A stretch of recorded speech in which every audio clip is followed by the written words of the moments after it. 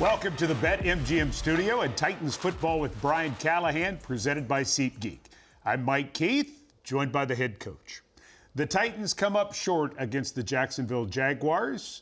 Brian, did you give us your final thoughts on the game? Kind of the most disappointing part of the loss? Yeah, just the ability to make the critical plays in the high leverage moments of the game that give us a chance to win. You know, we had 2 red zone possessions, 2 fourth downs, critical fourth downs that we needed to find a way to execute and finish, to put points on the board.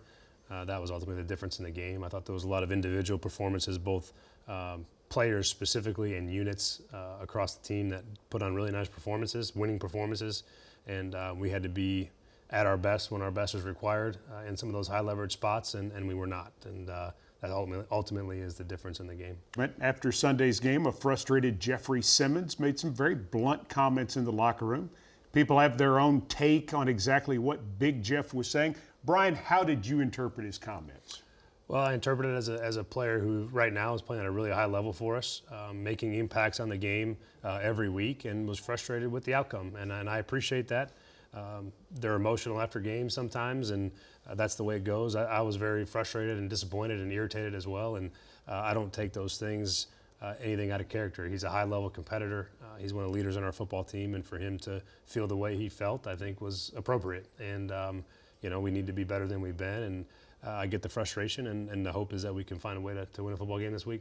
All right, next point. Luke Gifford played the entire game at the Mike linebacker position, led the team with 11 tackles.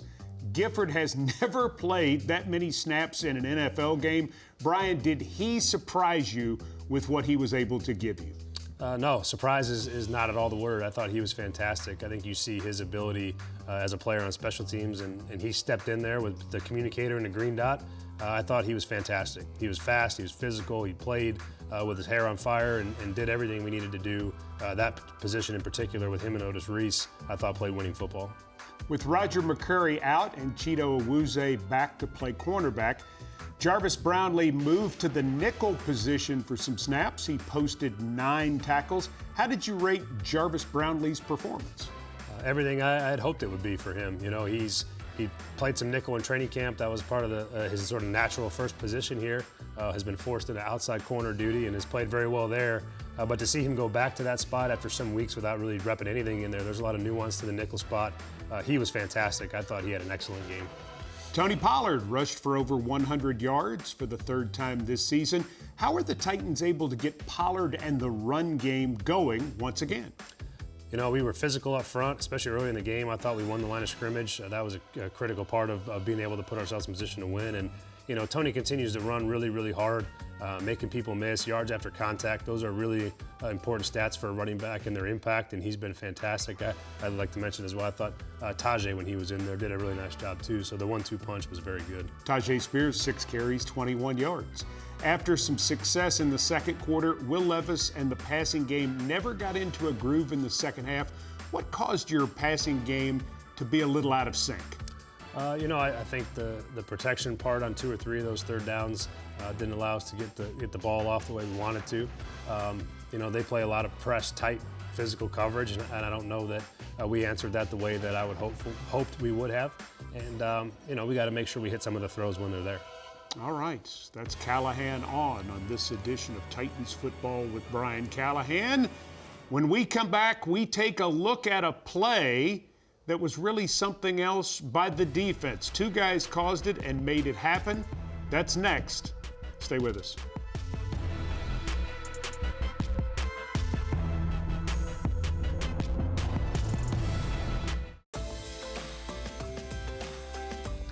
Seven seconds to go in the first half. Jacksonville has the football at the Tennessee 46, 2nd down and 13. The Jags have just been assessed a penalty, so they need 8 to 10 yards to get back into Cam Little field goal range. So that's the setup. Brian Callahan, Titans tape, take it away. Yeah, really, really great example of rush, coverage, working together, and affecting the quarterback that creates turnovers. And you can see here, really just initially a great get up by Arden and Jeff. The back's trying to help on Arden, but the tackle can't get out and is set. So the first things first is Arden creates immediate pressure on the quarterback that forces him off of anything front side he may be looking for. When you look at the coverage on the front side, though, right, you see Jarvis really in position with Hooker, managing this sort of in-cut here where Jarvis is falling off and Hook's going to drive it. So there really is not a window there. We're in position here. We're in position here, right in phase. We're right in phase, right? And we have another extra player here. And Otis is exactly where he's supposed to be. He's matching the back. And so there's tight coverage everywhere. The rush affects the quarterback. And now when the quarterback gets out of this initial problem, now you force him into bad decisions. So he's trying to get rid of the football. They're in field goal range. I'm sure he was instructed, do not take a sack here and try to find a completion. So he throws the ball to the back. But one of the things we always say on defense is that tips and overthrows, you got to get those. And we had an overthrow interception early in the game, and this now is what we would consider a tip interception. That ball goes up in the air. We got to get it. And Otis, first things first, he's in great position because he's where he's supposed to be in his coverage. The quarterback gets affected. He gets hit, knocked down. He's on the ground. It forces him into an errant decision, which now puts the ball in harm's way. And we're exactly where we're supposed to be to take advantage of it. Interesting because Arden beats the tackle and Bigsby misses with the chip because Otis is so quick. And then Arden is so quick. And then Otis is in the right place to make the play. He played excellent responsibility all day. Yeah, Otis was fantastic in this game. Gifford as well, both where they were supposed to be, when they're supposed to be there. And that's half the battle in NFL games, is just being in position. And then when the plays come to you, make them. And you can see just how quickly Arden wins off the line of scrimmage. You know, Jeff sort of takes up two blockers on the initial. It's a great get off. The back misses on his chip. Arden slips him inside, affects the quarterback, takes him off his spot, gets hands on him. Harold is there to sort of put the finishing hit and forces the quarterback into really what's an errant decision. And again, you see Otis is exactly where he's supposed to be. Ball goes off the running back's hands, and he's in great position to finish the play. Nice. Good stuff, Coach. When we continue, our focus continues with the Titans defense. Newcomers who are making a difference on the field and off. The Epic Western Genuine article next on Titans football with Brian Callahan.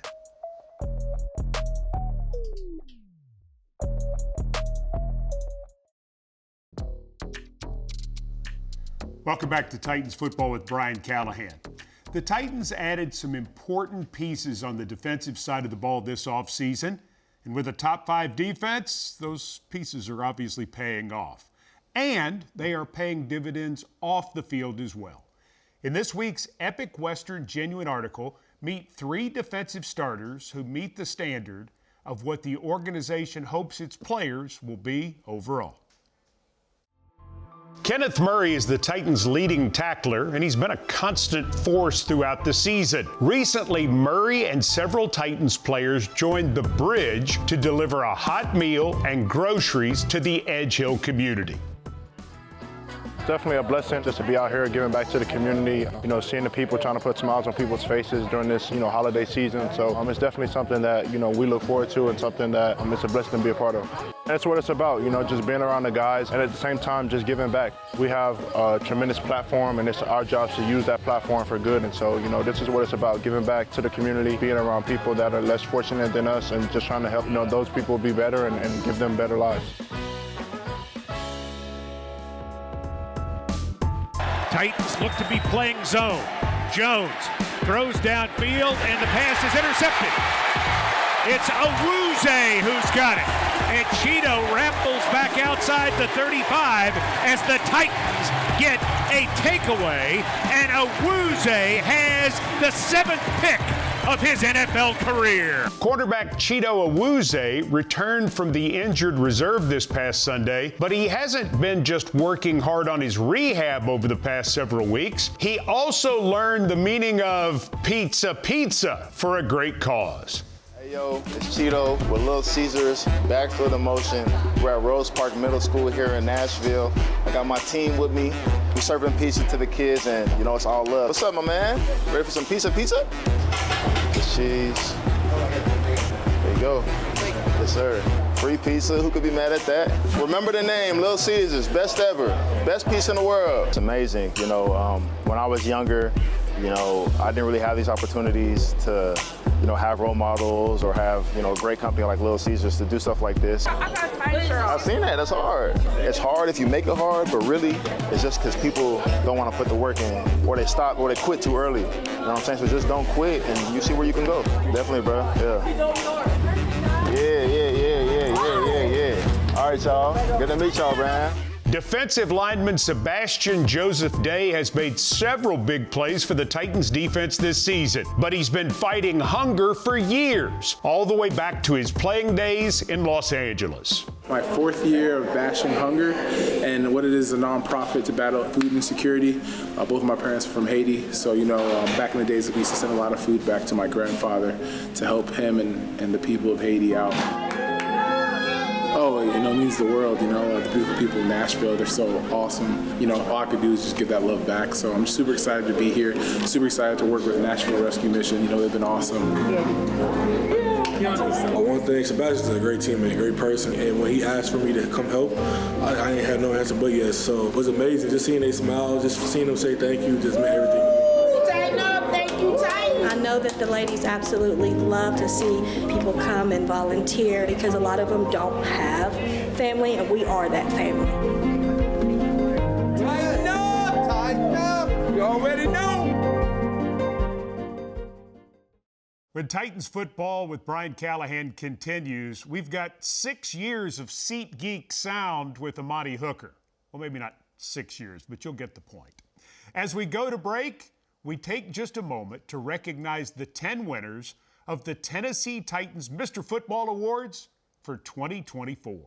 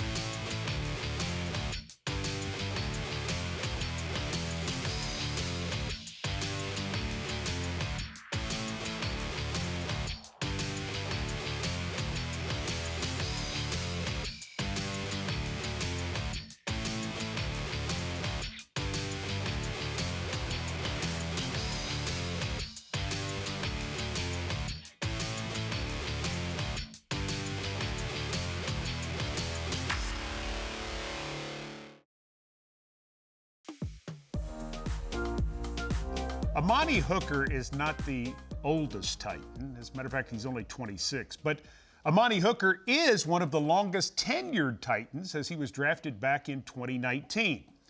Amani Hooker's brand is consistency. On the field, on the practice field, back at Park Center High School in Minneapolis, or providing an interview. We show you that consistency in this week's SeatGeek Sound, and we show you that consistency was first evident in his first visit to Ascension St. Thomas Sports Park, even before he became a Tennessee Titan. What does playing for Kirk Ferentz and playing at Iowa do that makes a guy extra ready to play in the National Football League? Attention to detail, focusing on the little things that make you a better player, whether it's on the field, whether it's in the study, the film room, or it's off the field. Don't do anything that's going to, disrupt or mess up your performance on the field, or going to mess up the team as well. And just having that trust aspect that, if we put you on the field, we're trusting you to do your job. You're like the second coach when you're on the field. You know, but you weren't intimidated when you came in as a rookie with us. So did it come from that experience that you had, that you had some confidence from a... Right. I think it did. I think going through what I did here and then going to the pros and playing against older guys, I think I just turned 21. So I'm playing against guys that are in their 30s and 20s, and I'm just a kid that left early in college. So I think it definitely prepared me and helped with my mentality. Let's be here. Let's go, dog. Let's go! Let's go! Let's go! Hey, Buzz right! Okay, Buzz right! That's what I'm talking about! Yeah, Will!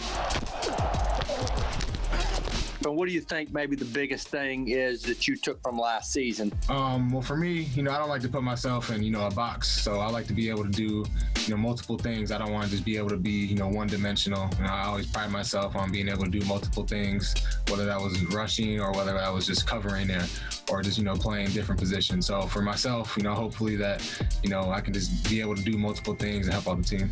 Flacco fires over the middle, intercepted. Hooker, May, in trouble, throwing, intercepted, Hooker.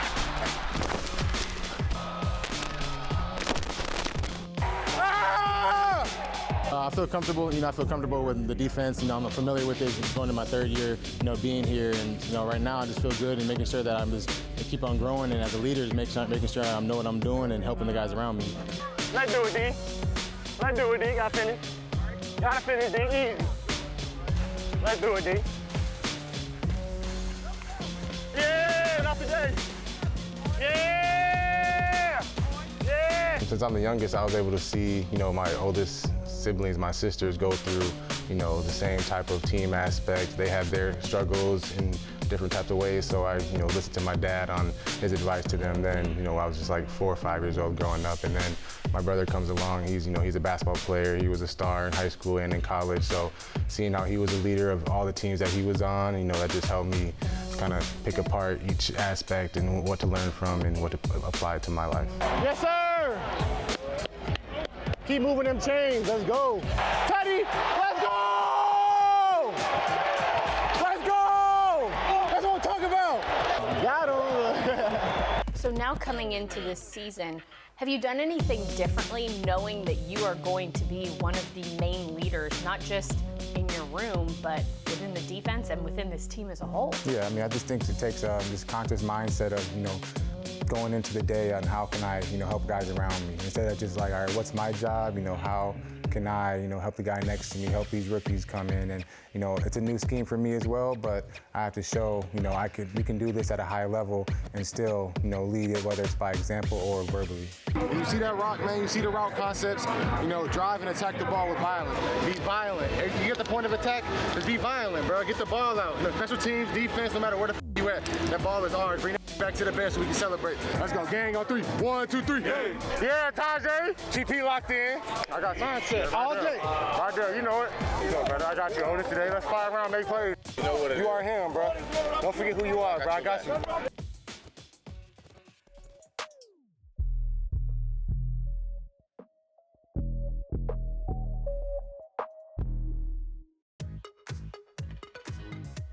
It's time for Callahan's First Look, presented by Nissan. The opponent this week, AFC North's own Cincinnati Bengals.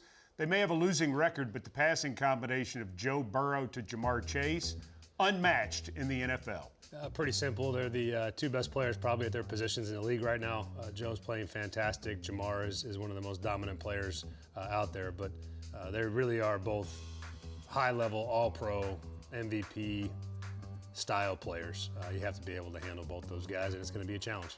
Defensively, you got to block Trey Hendrickson, who has double-digit sacks again in 2024. Yeah, he's a terror on quarterbacks, always has been. He plays with an intense motor.